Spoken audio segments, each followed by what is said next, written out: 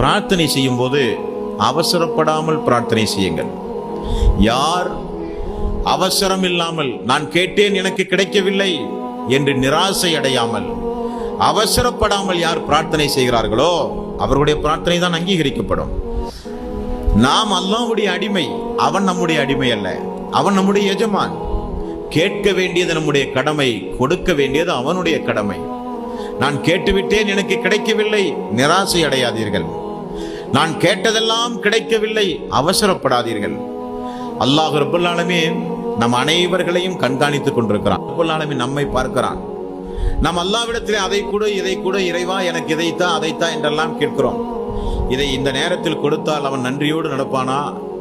இதை இந்த நேரத்தில் கொடுத்தால் அவன் தாங்குவானா?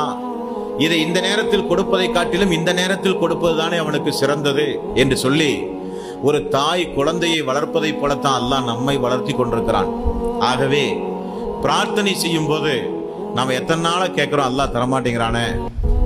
நாம் பல நாளா இதை கேட்கிறோமே, அல்லாஹ்வுடைய காதிலே விழலையா?